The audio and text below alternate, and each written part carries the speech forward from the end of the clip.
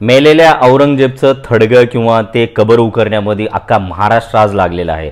महाराष्ट्राचं राजकारण पूर्ण त्या औरंगजेबच्या आजूबाजूने फिरत आहे। कारण औरंगजेबने शंभू महाराजांचा छळ करून मारलेला आहे आणि आज महाराष्ट्रामध्ये जिवंत औरंगजेबच्या पुढे हेच सरकार अक्षरशः मुजरा करत आहे। अगोदर आपण औरंगजेबला निपटूत आणि जिवंत औरंगजेबला मी नंतर सांगतो तुम्हाला।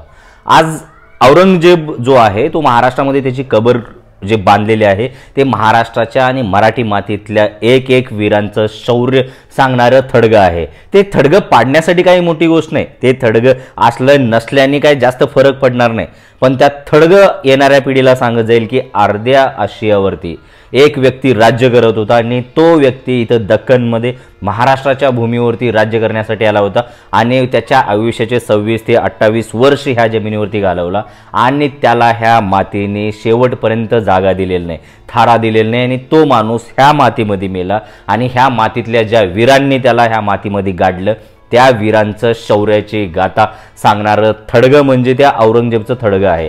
ह्याच्यामध्ये आपल्या मराठ्यांचं शौर्याने येणाऱ्या पिढीला जे शौर्याची गाथा सांगण्यासाठी लागणारं एक प्रतीक म्हणून त्या थडग्याकडे आपण बघू शकतो, पण नाही, आज महाराष्ट्रातल्या लोकांना ते थडगं पाडण्यामध्ये खूप इंटरेस्ट आहे कारण ते थडगं बनवण्यामध्ये त्या लोकांचा थोडाही योगदान नव्हता आणि ते औरंगजेबच्या बाजूने लढणारे लोक होते, म्हणून आज त्या औरंगजेबचे थडगं पाडून इतिहास मिटवण्याचा प्रयत्न करत आहेत कारण त्या इतिहासामध्ये ह्या लोकांचं काहीच कॉन्ट्रीब्युशन नव्हतं। आता येऊत आपण ओरिजिनल महाराष्ट्रामध्ये जो औरंगजेब आहे, ज्या पद्धतीनं संतोष देशमुखचा खून झालेला आहे, छत्रपती शंभू महाराजच्या नंतर जर अशी अवस्था करून कोण मारला असेल तर ते बीडमध्ये मारलेला आहे।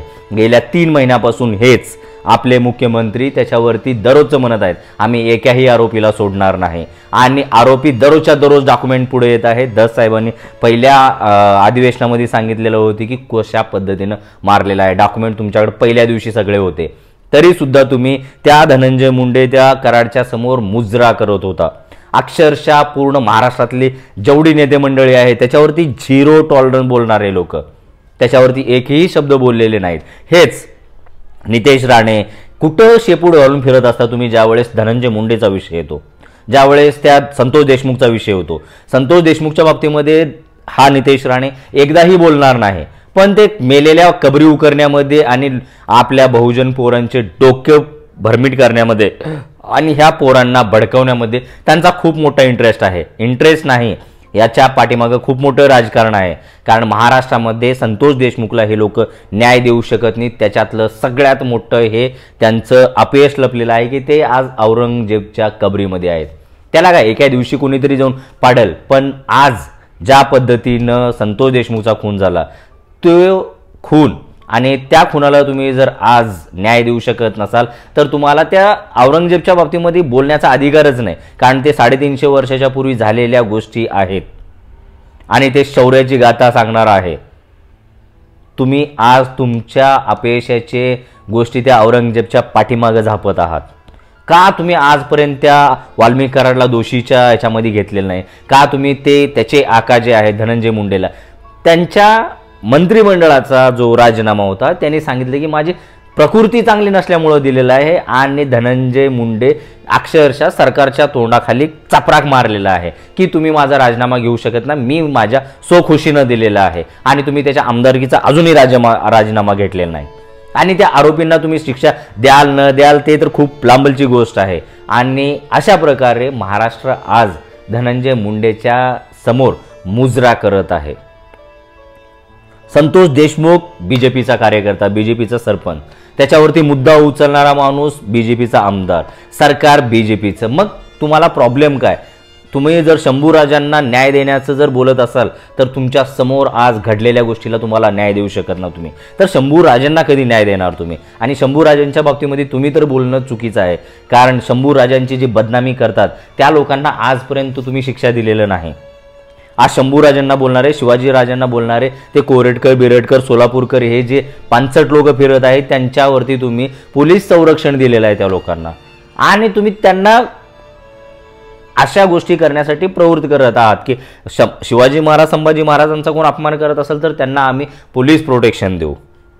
पण तुम्ही जर औरंगजेबची कबर पाडायचं म्हटलं तर औरंगजेबच्या कबर पाडण्यासाठी तुम्हाला दिवसभर मीडिया कव्हरेज भेटेल. आणि ह्याच्या पाठीमागे अजून एक गोष्ट मी तुम्हाला सांगतो की गेल्या 12 वर्षामध्ये ह्या सरकारनं त्या कबरीची, त्या थडग्याची व्यवस्था करण्यासाठी 6 लाख रुपये दिलेले आहेत. आणि छत्रपती शिवाजी महाराजांचं जे एक मंदिर आहे त्याच्यासाठी वर्षाला 6,000 रुपये देतात. आणि गेल्या 12 वर्षामध्ये काय 50-50 हजार रुपये दिले असतील. म्हणजे महिन्याला 250 रुपये शिवाजी महाराजांसाठी आणि वर्षाला तिकडं 6 लाख रुपये तुम्ही देताय. आणि वरून लोकांना काय येड्यात काढताय तुम्ही. धार्मिक भावना भडकावून तुम्ही किती दिवस राज्य करणार आहात. आज महाराष्ट्रामध्ये तुम्ही शेतकऱ्याला किती भाव देतो म्हणून निवडून आला होता. तुम्हीच देवेंद्र भाऊ आणि पंकजा मुंडे, तू पाशा पटेल, पायी चालत तुम्ही वारी काढलेलं होतं औरंगाबाद ते नागपूर काहीतरी. आम्ही सोयाबीनला 6,000 रुपये 2012ला भाव देऊ म्हणून. त्याच्यानंतर गेल्या 12 वर्षापासून तुमचं सरकार आहे राज्यामध्ये. तुम्ही आजही सोयाबीनचे भाव 3,500च्या वर का घेऊन गेलेलं नाही. गेल्या 12 वर्षाच्या पाठीमागं तुरीचा भाव 10 ते 12,000 रुपये होता. आज 6,000 रुपयाच्या आसपास तूर विकायची वेळ आलेली आहे. कापसाला 12,000 रुपये भाव देतो म्हणणारे तुम्ही होतात. आज शेतकऱ्यांना 6,000 रुपयानं कापूस विकायची वेळ आलेली आहे. किती दिवस औरंगाबादची थडगं जर पाडल्यानं जर माझ्या शेतकऱ्यांचा, माझ्या महाराष्ट्रातल्या पोरांना जर जॉब भेटत असेल तर मी समोर उभारून ते थडगं पाडायला तयार आहे. पण नाही, तुम्हाला महाराष्ट्रातल्या पोरांना दिशाभूल करण्यासाठी, शेतकऱ्यांच्या मुद्द्यापासून दिशाभूल करण्यासाठी, होणाऱ्या बलात्काराच्या गोष्टीहून मी दिशाभूल करण्यासाठी तुम्ही बोललेल्या लाडक्या बहिणीला 2100 रुपये देतो म्हणून बोललेलं होतं ते नाही देत आहे त्याच्यासाठी. आणि संतोष देशमुखला तुम्ही न्याय देऊ शकणार. आज तिकडं काँग्रेस पक्षाचे लोक भाजपच्या कार्यकर्त्यासाठी काँग्रेसचे प्रदेशाध्यक्ष त्यांच्यासाठी सद्भावना यात्रा काढत आहेत. पण त्याच्यासाठी मीडियावरती कव्हरेज नाही. पण त्या मेलेल्या थडग्यासाठी आज दिवसभर महाराष्ट्राच्या टीव्हीवरती कव्हरेज दाखवलं जातं. आपली प्राथमिकता काय आहे. महाराष्ट्राला मेलेले मुर्दे उकरण्यापेक्षा आज जिवंत असलेल्या लोकांकडे बघण्याची खूप गरज आहे. इतिहासच जर म्हणत असाल तर इतिहासामध्ये तुम्ही काय करत होता ते खूप महत्त्वाचं आहे. आणि इतिहासाचं जर सोडूनच द्यायचं असेल तर प्रेझेंटमध्ये आज तुम्ही जे वर्तमानमध्ये ह्या लोकांनी जे एवढ्या बेकार अवस्थेमध्ये त्या संतोष देशमुखला मारलेला आहे, तुम्ही भर चौकामध्ये आणून त्या लोकांना फाशी दिलं पाहिजे होतं. तर ही खरी श्रद्धांजली आहे छत्रपती शिवाजी महाराज, संभाजी महाराज. आणि खरं तुम्ही महाराष्ट्र धर्म पाळता हे समजून येतं. तुमच्या हाताने ह्या लोकांना सजा देणं होईना, ह्याच्यापुढं तुम्ही घुंगरं बांधून नाचतात आणि चालले त्या औरंगजेबचं थडगं पाडण्यासाठी. विचार करा, औरंगजेबच्या थडगे पाडल्यानं महाराष्ट्राचं भलं नाही, महाराष्ट्राची दिशाभूल होत आहे. धन्यवाद.